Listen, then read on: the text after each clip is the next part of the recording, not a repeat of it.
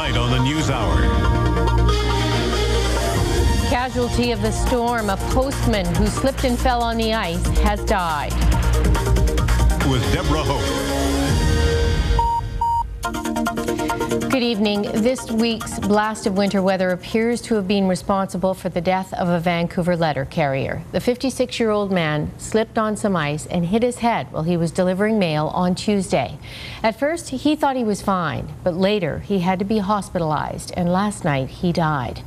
As John Daly reports tonight, the man was just a few months away from retiring. Well, I don't know. Whoever's living there is not doing any shoveling. They take it in stride and with humor, but snow and freezing temperatures expose them to many hazards the average worker doesn't confront. The last few days have been treacherous. I guess it's a real dilemma. Sometimes you figure, well, if I choose not to service this building, I might have to carry it tomorrow. Is that true? It is true, yes, Yeah. but you have to use your judgment. I mean, it's better to be safe. It's a lot of mail, and every time you don't deliver it, It gets more and more, and especially now that we're coming into the heavy season, it's doubly tough.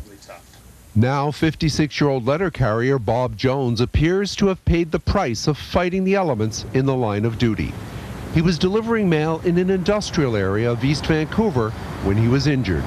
When he slipped and fell, he hit his head and the lower back. He got up and continued on with his shift.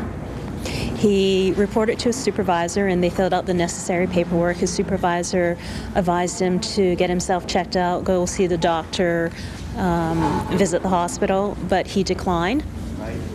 The next day, on Wednesday, he completed his shift. On Thursday, his wife called on his behalf and said that he wasn't feeling very well and that he likely wouldn't be in work, back to work until Friday.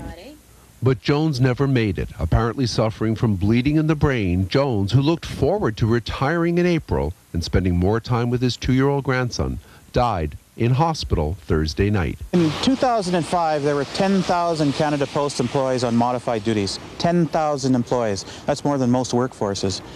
In Vancouver, when it snows, of course, we're not prepared for the snow. We don't have that type of culture. I don't even know how many injuries that we've had in the last week because the results haven't even come in yet. Mooney says the best thing homeowners and businesses can do is clear the snow and ice from sidewalks and walkways. For the letter carriers and others, it's the law, common sense, and simple respect. And for his friends and colleagues at Station K, Bob's passing is both a shock and a great loss. He's a good employee and he's been around for a while, and it's unfortunate. And I hope everyone's going to miss him. The investigation into Bob Jones' on-the-job injury and his subsequent death continues. His wife has yet to announce the funeral arrangements.